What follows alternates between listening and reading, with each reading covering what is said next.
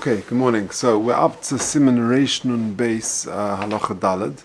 What we dealt with yesterday in Halacha Beis was taking clothes, for example, to the dry cleaner or your car to the mechanic, and we had various tanoim where that could be okay. So, for example, if you take it, in good time before Shabbos, where the person has the chance, the time to do it either before Shabbos or after Shabbos, that was one condition. And we spoke about kotzatz domim, etc. So this is continuing that theme.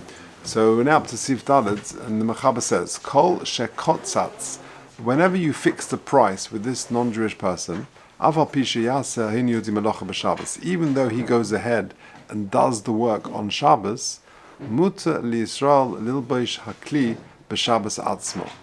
It would be allowed for the Jewish person to wear that item on Shabbos itself, the kol shekotzatz adaita l'nafshei ka'ovid. Because, says the Mechaber, if you fix the price, then he's doing it not for you, he's doing it for his own benefit. So, I'll give an example. Let's say, you're making a bar mitzvah, you're making a simcha, and the Friday night, you stain your suit. Yeah, the suit goes all over your suit, and you're in trouble. So what are you going to do the next morning? So you want to have a new suit, you haven't got anything at home, you remember you took a suit into the dry cleaners, you walk past their Shabbos morning, when you have a fixed price, you pay him £10 to clean the suit, and you go in there and you want to take the suit.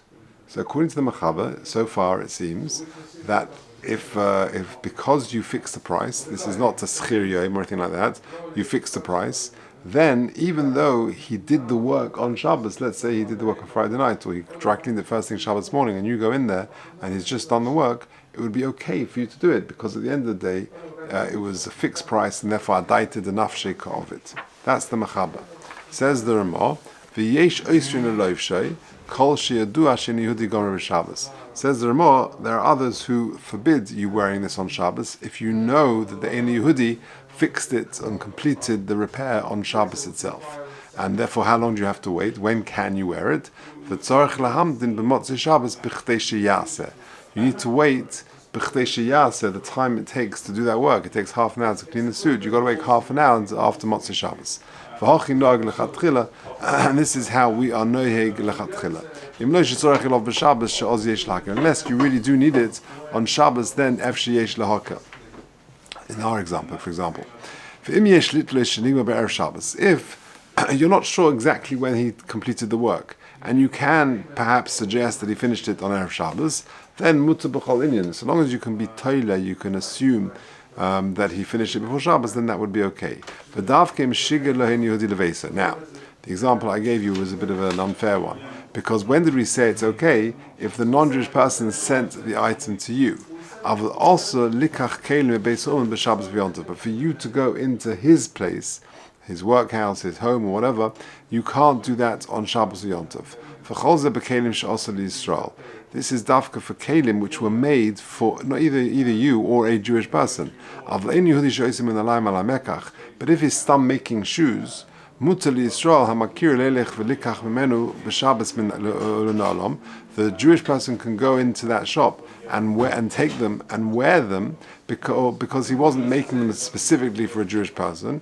He shouldn't fix a price with him on Shabbos. That should be the actual confirming, completing the price should not be done on Shabbos itself. Okay, let's see the Mishnah Berurah. So Kisif Koton Chof Vov Kol Shekotzatz. So wherever he fixed the price, says the Mishnah Berurah,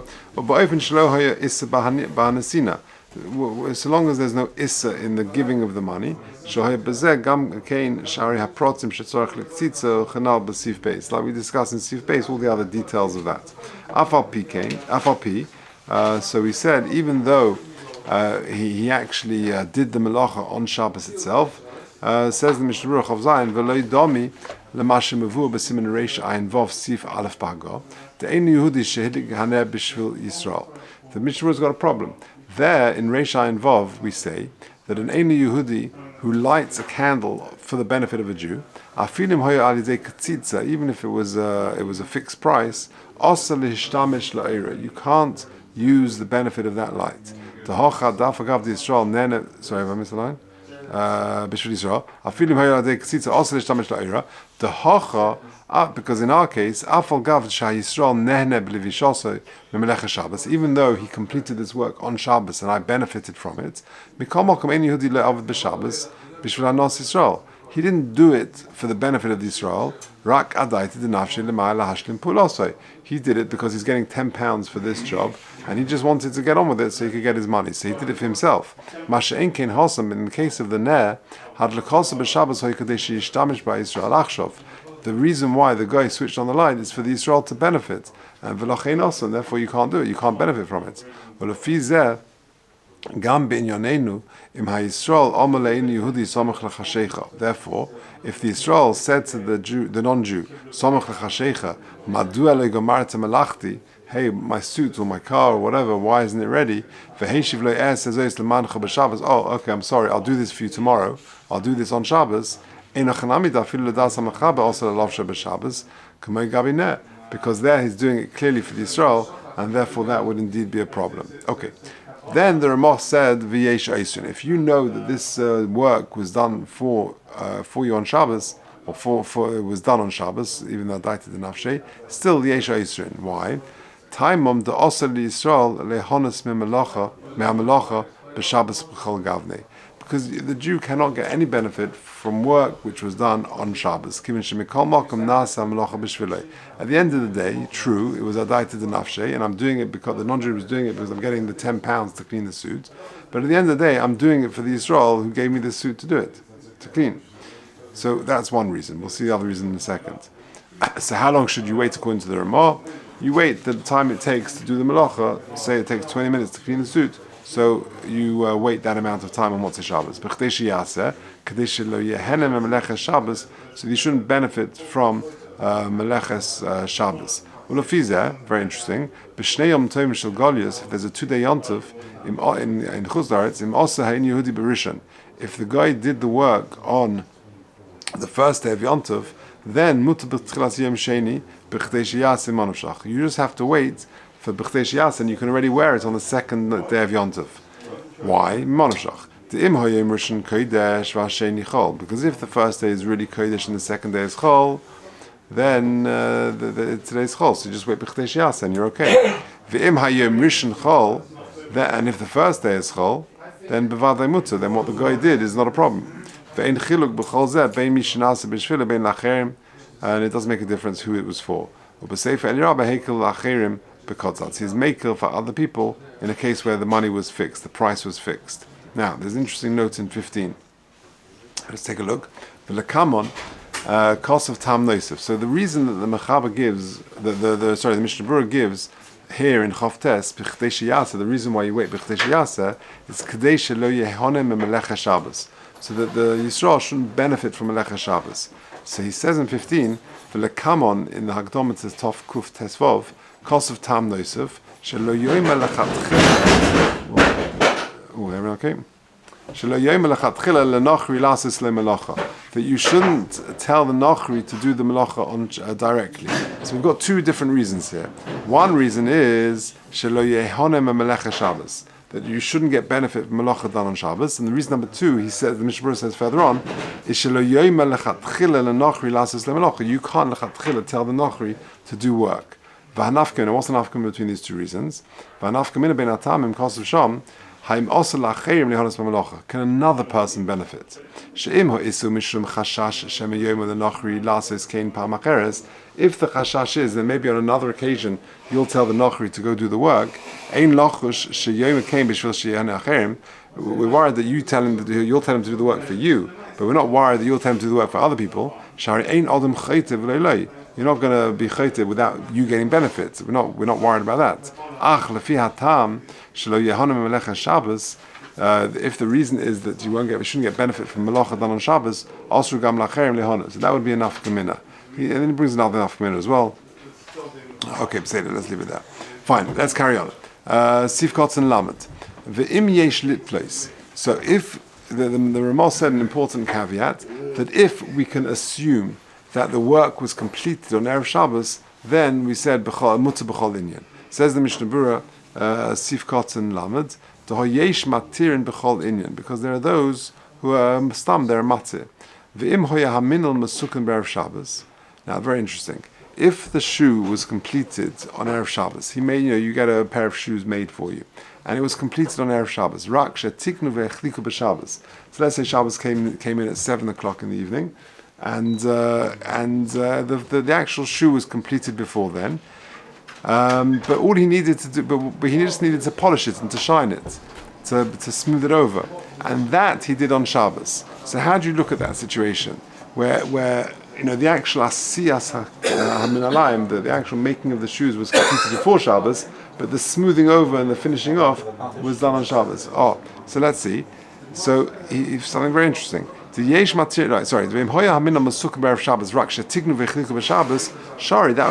would be okay. Because they were wearable. That's the criteria. They were wearable at the first point. Since they were you didn't polish them, they weren't smoothed over. Fine, that would have improved them, but they were wearable at that first point, and therefore it would be okay. Or commercial cost of siman reish and gimel sif aleph bahago. V'adin kli pishton shenos nein Yehudi tachas hamachabish b'Shabbos shari gam came mitam zeh. That if kli pishton were put under some sort of press, the ironing press, that would also be okay, even if there was some subsequent melacha done, because at that point it was already usable. Okay, Lamed Aleph, Likach Kelim. So this is going back on the Ramah. The Ramah says, "V'dafkim shigelo en Yehudi lebeisa, but also Likach Kelim beisa uman." You can't go into the non-Jewish person's house to pick up the kelim. Says the Mishnah Berurah Lamed Aleph, "Va'afilu yodea vaday shenigma kodim Shabbos v'Yontiv." Even though you know that this work was done before Shabbos and Yontiv, you cannot go into the non-Jewish person's house to get to pick up the stuff. Even if you need it for Shabbos. You're walking into the dry cleaners or to the non-Jewish person's garage or whatever it is. A garage is a bad example. You're not going to drive out with the car, but just or whatever. You go into his house or whatever. The Yomru, because people, it's Marasayin. The Yomru, the Shabbos also Midas Yisrael, because people will say, he did it on Shabbos and he did it for this Jewish person, which is of course Asa. V'isabelavush ta'afilu im lo yaviem biyodai ele yalbishem sham bebeis Yehudi. What if you say, okay, it's back to Abba Mitzvah, for example. I'm not going to walk out with the suit on a hanger, but I'm going to just wear it. I'll put it on there. Gam kein asa mitam zeh. That's it's still forbidden because of Marasayin. Because of Magen Avram, efshad afilo de ein Yehudi asa laviyei to uvdu decholhu. Even if you get a non-Jewish person to bring it for you, this is still not allowed because it's uvdu dechol. You're getting the non-Jewish person to pick up the dry cleaning for you. This is considered uvdu dechol, a weekday activity. So just a very interesting footnote number 17. How do you define uvdu dechol? Yeah, it's quite a subjective sort of thing. Uvda dechol. I was at a simcha 2 nights ago, last night as well, but it's 2 nights ago. So I don't know if we discussed it, but it's one of the kids, and I was asked a question about whether you can exercise on Shabbos or you can go for a run. It's a very interesting topic. So there's machlokes the Rambam and Rashi. This is just totally off the point, but it's a bit relevant. But there's machlokes Rambam and Rashi why you can't exercise. It's mentioned in Shabbos, Eimus Alman b'Shabbos.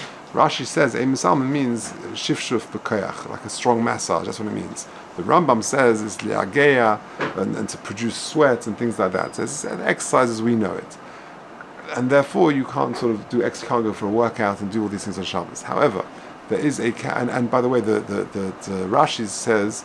The shifshuf is mishum uvda dechol. It's like a weekday activity. That's the sort of thing you would do during the week. And the Rambam says it's mishum refuah. Okay, and therefore, it's caught under that large area of refuah on Shabbos, and it's considered some sort of health benefit for you on Shabbos. The Shlomo Zalman, right? He's quoted in the Shmir Shabbos as saying that if he enjoys it, then it's mutter. So I was discussing with a certain Pesach how do you define enjoying it? When a person goes for a run, there's mixed reasons why you go. You go for health benefits, you go because you want to lose weight, you go because you enjoy it. If it's nice sunny weather and you're listening to music and you go for a run, it's very geschmack. What's the Hagdar? So we were talking about uvda dechol. It's very hard to define uvda dechol. It's a weekday activity. So how do you define it? So if you look at the footnote 17, he says something very interesting. V'geder uvda dechol, a weekday activity, Kosav hakalkele Shabbos, One of three ways where we'll encounter a problem of the duchol. Aleph. Number one, that you're doing something which this might spill into doing a melacha. That's like a weekday activity where this is actually okay, but if you do this, then this might lead to some sort of melacha. Base. There's a lot of effort involved in this. That's considered that's a weekday activity, involves hard work and effort and things like that. That could be the second. That could be the Rashi of Shifshuf Fukayach with a lot of tirch of doing a heavy massage. That could be cool. That could be this second categorization. And third, it's an action which looks similar to one of the 39 melachas. That could be caught by uvda dechol. Of a Shai Shul Zigrus Moshe, Rabbi Moshe says, "Kosav she'uvda dechol shekashe oise es hamelacha b'tzura tova." You do an act in an efficient way, in a similar way that you would do it during the week.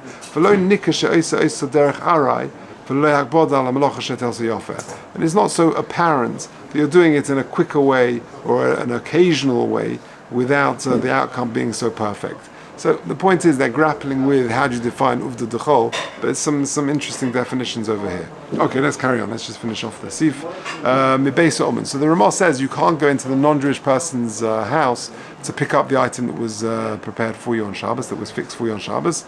Ve'ein chiluk bein Yisrael ein Yehudi. And it doesn't make a difference whether you go in or you get a non-Jewish person to go in.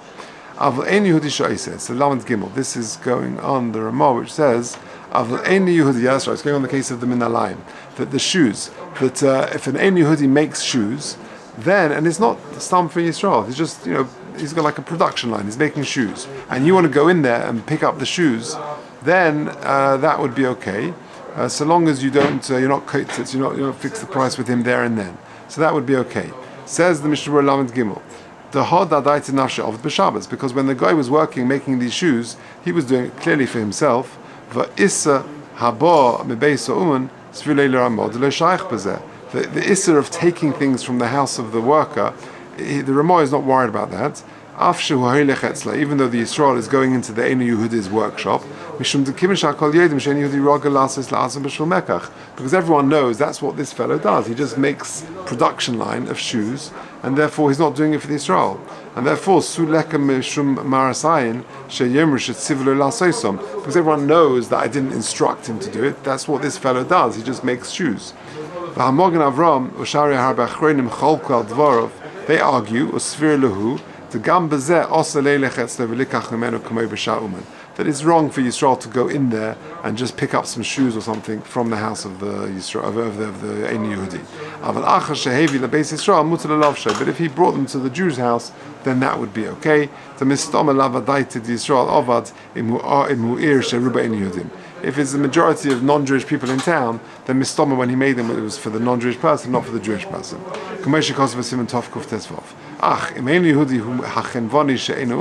If he's just a shop owner rather than a manufacturer of shoes or whatever it is, then maybe you can be makel. Even then, there are those who question that. At the end of the day, this is very much uvda dechol. We said one criteria that so long as you don't fix a price, that means just don't mention any money. Then it will be caught by the general prohibition of mekach umemka, even though you're not paying now, but it's still fixing a price and talking money is prohibited because of mekach umemka. Okay, Peseda. Okay, let's leave it.